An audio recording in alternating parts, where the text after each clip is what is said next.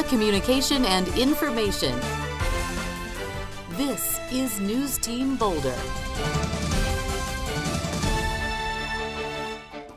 I'm Brendan Mackey, wishing you a happy Tuesday. Hope you all are feeling rested after this late start this morning.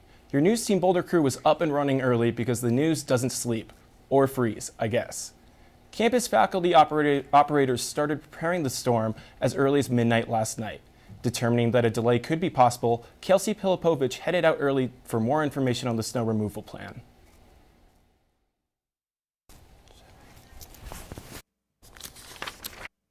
This morning around 5:30 a.m., CU Alerts notified us that campus would be closed until 9:45. This poses the question of how to get to class safely. It was cold. I walked. I live off 18th and Cascade, so it was a little chilly. First, I didn't read my email, so I was like taken aback. I walked here and realized we had a class, so I was a little disappointed. Like, not that I wanted to go to class, just like I walked up here, it's cold. There's a group that gets together, a group of campus leaders that get together at 5 a.m. on snow mornings like this, and they discuss kind of a wide range of factors, from how much snow's on the ground currently to the forecasts, if we're expecting more, road conditions coming into Boulder. So there's all kinds of factors at play when they're making those decisions, whether to delay campus opening for the day or have a closure. So we've got a snow removal committee that gets together every month during the fall and winter and spring to kind of coordinate all the different groups' efforts so that everything on campus is getting hit and we're not missing spots or overlapping. If a winter storm is in the forecast, make sure you're checking your emails regularly and leave yourself enough time to get to class. Kelsey Pilipovich, NewsTeam Boulder. Stay warm, Kelsey. Katie Eichler is in the studio to tell us what weather is in store for the remainder of the day. Classes on the CU campus have finally resumed this morning after being delayed due to cold temperatures and heavy snowfall. Temps are currently in the single digits and are not increasing too much today. Stay tuned for more information about any more snow coming your way. Following the closures on campus, students had mixed reactions to the decision of classes starting after 9:45. After the 8 inches of snowfall overnight, students woke up to a low of about 4 degrees on their way to class. CU decided to send out the closure alert due to the low temperatures and dangerous conditions on the roads. Here's what some students had to say who decided to go to class. It was really cold. It was very cold. It's cold this morning. I woke up this morning and it was 2 degrees. I'm in love with the snow and I'm not really that fazed by it, so I was fine with the delay, but I don't think that campus should be really closed. Honestly, today would have been great if it was closed all day. Honestly, it didn't affect me too much. I do believe that all classes should be canceled today. I think it probably should have had more notification for when it was closed. I have to come all the way from main campus to Hale over here. It's definitely warmed up, but it was frustrating that I walked all the way here for nothing. There's definitely no shortage of snow here in Boulder today, but coming up after the break, we've got a story on a nearby mountain town that is facing the challenges brought on by a lack of snow this season.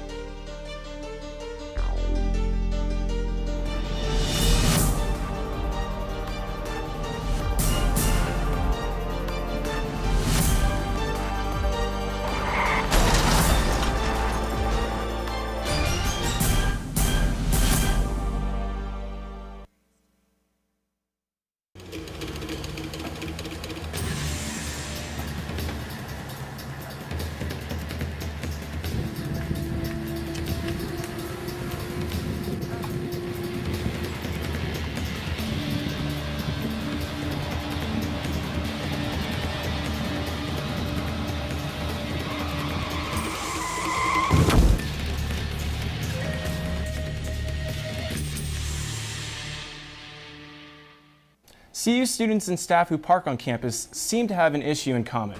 Audrey Rodriguez looks deeper into the pressing and frustrating matter. Thank you, Brendan. Not only is parking on campus expensive, but often takes 5 laps around a lot to find a spot. Ashley Schmid is always searching for a parking spot. Sometimes the search goes on and on. Like thousands of CU students, Ashley is often worried about finding a parking spot on campus. It started to become a problem though when I would get to campus and drive up and down the garage where I have my parking pass and I couldn't find a spot. Ashley is a junior who studies English and education at CU. She lives off campus and commutes about 15 minutes each way each day. And I thought that it would be efficient to know that I would have a spot waiting for me when I got to campus, and then I could just hop on out and run to class. With rising demand comes rising costs. Ashley paid over $400 for a parking pass. I'm standing here at the parking garage off of Regent. Now, parking here and all over CU's campus is very hard to come by.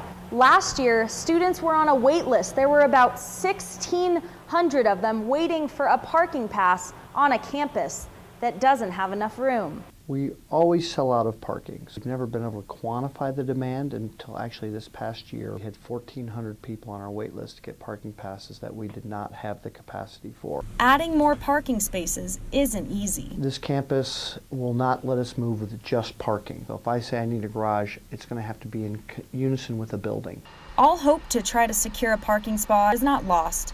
Tom notes that he has many plans in place to create new parking structures in the near future. Now I won't have to deal with it as much because I'm graduating, but if I were here again next year, I would not buy a parking pass again because they just keep getting more expensive, and there's no promise that I would even get a parking spot.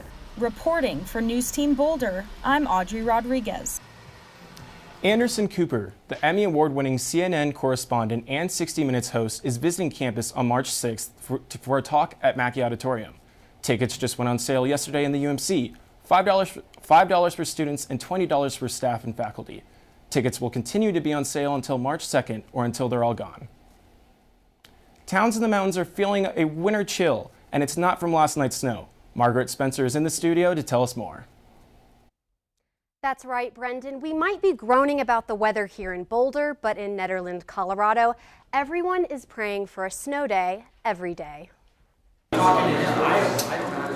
An early morning with a cup of coffee and a pastry. Families getting ready for their day. It's a common enough scene, but in Nederland, Colorado, barista Michelle Quigley has noticed that it's a scene with fewer actors than normal. It has affected it earlier winter. The crowd of people, the lines of cars have definitely cut down a lot. The it Quigley is referring to? Snow. Well, more accurately, the lack of snow. It's been a very dry year. I attributed a lot of it to the weather. No snow means fewer visitors, and fewer visitors has an impact beyond a shorter wait time for your morning coffee. In this town, every storefront has a face and a story. This means that the weather impacts their very livelihood.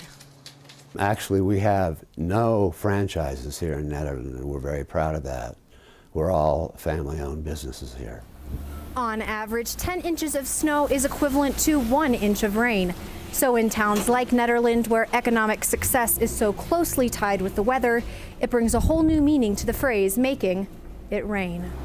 The town of Nederland is now looking for ways to build a future that doesn't rest on such a fast-melting base. Several people have a lot of plans to do lots of things here to improve the town, and that will also improve the number of visitors that we have. One of those people making plans is Brent Tregaskis, the vice chair of Nederland's Downtown Development Association. If it doesn't snow in the winter, it can affect your business in a negative way. There is a direct correlation of snowfall and how well the town of Nederland does. The DDA is now laying the groundwork for a future that can survive beyond the snow. We've actually passed a new funding mechanism through tax dollars to spend and try to fix it up. We're working on projects, signing, parking, improving the visitor center and make it better.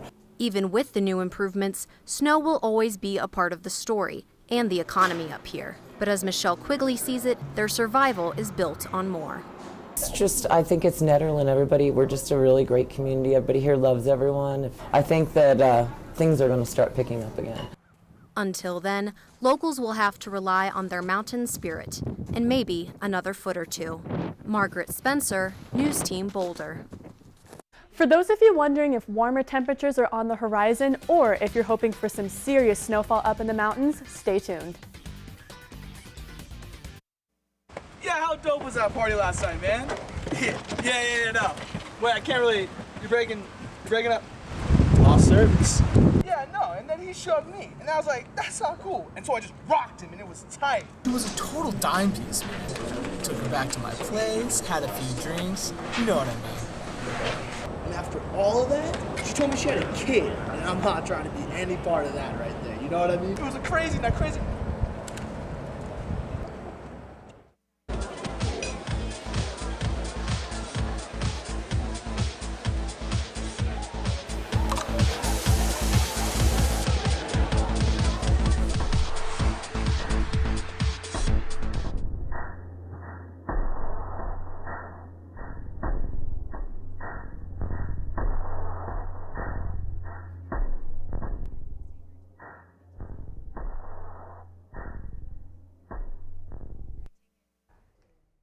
Welcome back and thank you for joining me. With weather forecast for this week, I'm Katie Eichler.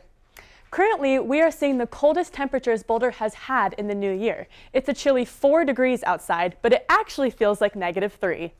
Throughout the day, the state temps will rise back up to the mid-20s and 30s, which is perfect for those of you planning to go skiing.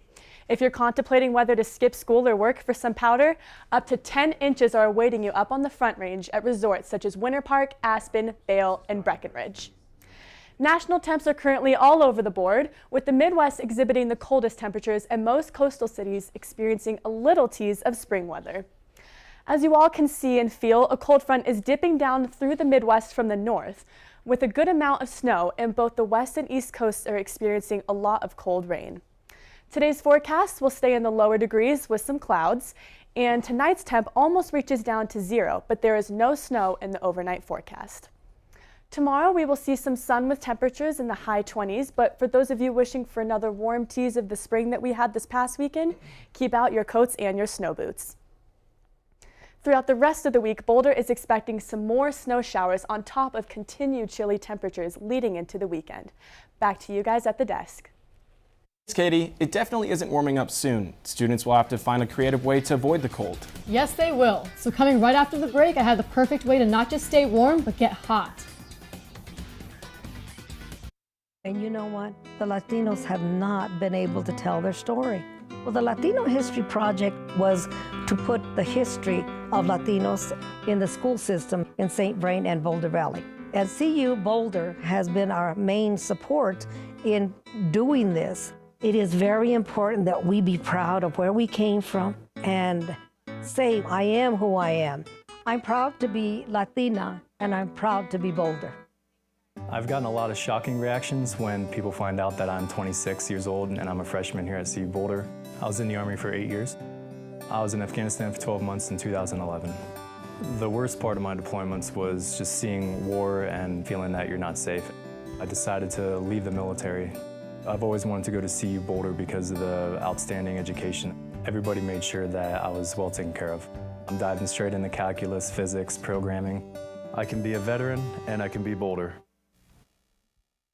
If you want something great, sometimes you gotta take a risk. I decided to check out Core Power and learn about the risks and the rewards of the latest exercise craze. Core Power is all about hot yoga. With rooms reaching up to 103 degrees, students leave dripping sweat. It provides stress relief, relaxation, and a good burn. But can it also negatively impact your health? I would say a risk could be potentially overstretching because your muscles are more warm, and so you can get into postures deeper than maybe what your body is ready for. So we don't do much by the way of strengthening glutes and low back. And if you've got weak glutes and weak low back, you'll tend to develop back pain. The American Council on Exercise raised concerns in a recent study regarding hot yoga. Unfit people might experience heat intolerance, and body temperatures in healthy participants can rise to dangerous levels. While lots of people practice hot yoga every day and use it as their daily workout, there are a lot of health risks associated with the practice. Not drinking enough water is one of the biggest risks you take when doing hot yoga. It's super, super important to drink a lot of water before and after class, just because I've heard people literally say verbatim, I have never sweated that much in my life. If you practice hot yoga carefully and focus on what you can handle, it can have tons of benefits. You're detoxifying your body. There's a lot of postures that actually promote flushing of the lymph nodes, which is really good for immunity. There are also postures that help with digestion. So basically, you're lengthening and strengthening your muscles at the same time. If you do decide to try hot yoga, be sure to bring plenty of water and get ready to sweat. Cassandra Tiagi, News Team Boulder. Some other people that know a thing or two about breaking a sweat are the 242 athletes the United States sent to Pyeongchang for the Winter Olympics. This is the largest amount of any nation in the history of the Games. Colorado sent the most out of any other state at 36 athletes. Colorado's very own Aaron Blunk competed in the men's free ski halfpipe. Blunk from Crested Butte competed at the 2014 Olympics in Russia, where he qualified for the finals but did not place. Yesterday, he laid down a strong run with a score of 94.4, which bumped him from 12th place to 1st going into the finals. Well, from the best athletes to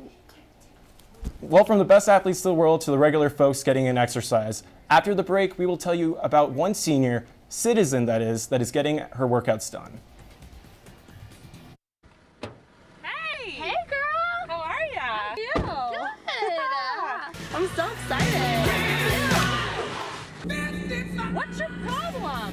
Forget something? No. You're gonna sit. You need to strap. Well, excuse me while I strap this on. Thanks. Safe to dance. Oh, it's safe to dance. Yes, safe to dance.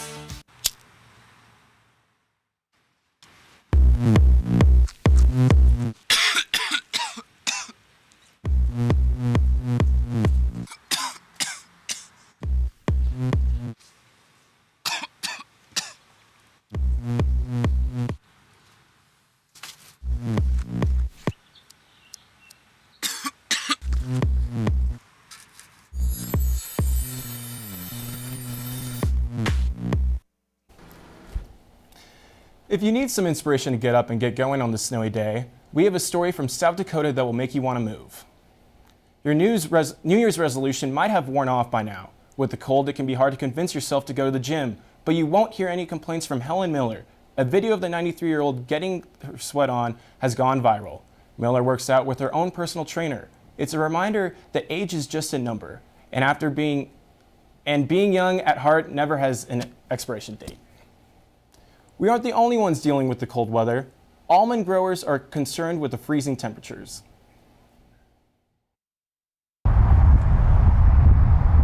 Upper 20s, we start getting damage. Lower 20s can raise a lot of damage. Dale Van Groningen of Manteca is one of many San Joaquin Valley almond growers nervous about freezing temperatures in the forecast. It's got everybody on high alert. I heard of 24s last night already, so a couple hours at that temperature will pretty much take the crop.